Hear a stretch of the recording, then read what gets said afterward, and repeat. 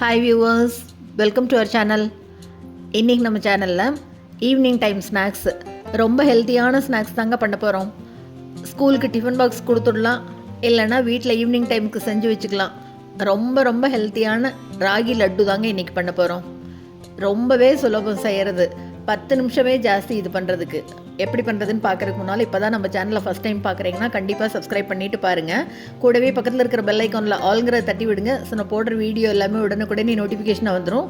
வாங்க இந்த ஹெல்த்தியான ராகி லட்டு எப்படி பண்ணுறதுன்னு பார்க்கலாம். இதுக்கு முதல்ல ஒரு பேனில் 1/4 கப் அளவு வேர்க்கடலை எடுத்துக்கிறேன். வறுத்த வேர்க்கடலை தான் எடுத்திருக்கேன். அதனால் சும்மா ஒரு 2 நிமிஷத்துக்கு சூடு பண்ணிக்கலாம், கொஞ்சம் மொறுமொறுன்னு ஆகும். தோலெல்லாம் எடுத்து க்ளீன் பண்ணிவிட்டு வறுத்த வேர்க்கடலையை 2 நிமிஷம் மட்டும் சும்மா அப்படி வறுத்து விட்டுக்கிறேன். கை பொறுக்கிற சூடு வந்ததுன்னா போதும், அந்த அளவு வறுத்து விட்டுக்கிட்டு இப்போ இதை எடுத்து ஆற வச்சுக்கலாம். இது நல்லா ஆறினதுக்கப்புறமா ஒரு மிக்ஸி ஜாருக்கு மாற்றிட்டு நல்லா ஃபைன் பவுடராக அரைச்சிக்கலாம். ரொம்ப அரைச்சிட வேண்டாம், எண்ணெய் பிரிஞ்சிடும். அப்படியே பவுடர் ஆனவுடனே எடுத்து ஆற வச்சுட்டு இப்போ ஒரு பேனில் 2 ஸ்பூன் அளவுக்கு நெய் சேர்த்துக்கிறேன்.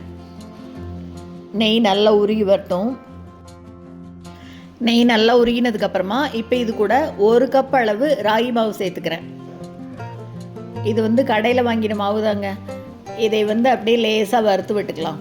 அடுப்பை கொஞ்சம் மீடியம் ஃப்ளேமில் வச்சுட்டு நல்லா வறுத்து விட்டுக்கலாம். அந்த ராகி மாவோட பச்சை வாசனை போகணும், கொஞ்சம் அப்படி கையில் பிடிக்க வர்ற மாதிரி வரணும், அந்த அளவு நல்லா வறுத்து விட்டுக்கலாம். நான் 2 ஸ்பூன் தான் நெய் விட்டுருக்கேன். நீங்கள் இன்னும் கொஞ்சம் வேணும்னா தாராளமாக சேர்த்துறதுன்னா கூட சேர்த்துக்கலாம். பாருங்கள், நல்லா இப்போ வறுத்து விட்டுட்டு இப்போ அடுப்பை ஆஃப் பண்ணிவிட்டு இதை கொஞ்சம் ஆற விடலாம். இப்போ இது கொஞ்சம் ஆறினதுக்கப்புறமா இது கூட 1/2 கப் அளவு வெல்லம் சேர்த்துக்கிறேன். துருவின வெல்லமாக இருந்தாலும் சரி, இல்லை கரும்பு சர்க்கரையாக இருந்தாலும் சரி, 1/2 கப் அளவு சேர்த்துக்கிறேன். நீங்கள் இனிப்புக்கு தகுந்த மாதிரி பார்த்துக்கோங்க. இன்னும் கொஞ்சம் கூட சேர்த்தணுன்னா கூட சேர்த்துக்கலாம். 1 கப் அளவு ராகி மாவு, 1/2 கப்பு வெல்லம், 1/4 கப் அளவு வேர்க்கடலை, இது தாங்க அளவு. இப்போ வறுத்து பொடி பண்ண வேர்க்கடலையும் சேர்த்துட்டு எல்லாத்தையும் ஒரு தடவை நல்லா கலந்து விட்டுடலாம். அடுப்பை ஆஃப் பண்ணி தான் வச்சுருக்கேன். நல்லா கலந்ததுக்கப்புறமா இப்போ இது கூட இன்னும் கொஞ்சமாக நெய் சேர்த்துக்கிறேன். இன்னொரு 2 ஸ்பூன் சேர்த்துக்கிறேன். உருண்டை பிடிக்கிறதுக்கு கொஞ்சம் நல்லா வரும், அதுக்காக தான். இப்போ நெய்யோடு சேர்த்து நல்லா கலந்துட்டு வேணுங்கிற சைஸில் உருண்டை பிடிச்சிக்க வேண்டியது தாங்க. இதுக்கு ஏலக்காய் தூளெல்லாம் சேர்த்த வேண்டாங்க. ஏலக்காய் வாசனை டாமினேட் பண்ணிடும், ராகி டேஸ்ட்டே தெரியாமல் போயிடும். அதனால் இந்த 3 இன்க்ரீடியன்ட் மட்டும் வச்சு பண்ணோம்னா நல்லா டேஸ்ட்டாக இருக்கும். பாருங்கள், உருண்டை பிடிக்க நல்லா வருது பாருங்கள்.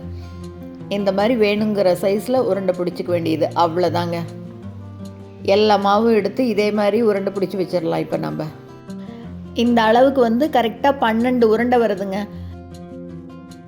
சின்னவங்க பெரியவங்க எல்லாருமே எடுத்துக்கலாங்க. டெய்லி ஒரு உருண்டை, அவ்வளோ சத்து இருக்குது இதில். இதே மாதிரி இதே அளவில் வேர்க்கடலைக்கு பதிலாக பாதாம் பருப்பு வறுத்து கூட பண்ணலாம். இதே அளவு 1/4 கப் பாதாம் பருப்பு வறுத்துட்டு பண்ணாலும் சூப்பராக இருக்கும் இந்த ராகி உருண்டை. அவ்வளோதான், பாருங்கள் எவ்வளோ ஒரு ஹெல்த்தியான சுலபமான ஈவினிங் டைம் ஸ்நாக்ஸ் ரெடி ஆயிடுச்சு. குழந்தைகளுக்கு டிஃபன் பாக்ஸில் போட்டு கூட கொடுக்கலாம், அவ்வளோ நல்லா இருக்குங்க. டேஸ்ட்டும் அருமையாக இருக்கும். கண்டிப்பாக இந்த ரெசிபியை நீங்களும் செஞ்சு பார்த்துட்டு மறக்காமல் கமெண்ட்டில் சொல்லுங்கள். இந்த வீடியோ உங்களுக்கு பிடிச்சிருந்ததுன்னா லைக் பண்ணுங்கள், ஷேர் பண்ணுங்கள், கமெண்ட் பண்ணுங்கள். மறக்காமல் நம்ம சேனலை சப்ஸ்கிரைப் பண்ணுங்கள். கூடவே பக்கத்தில் இருக்கிற பெல் பட்டனையும் தட்டி விடுங்க. ஸோ நான் போடுற வீடியோ எதுவுமே மிஸ் பண்ணாமல் பார்க்கலாம்.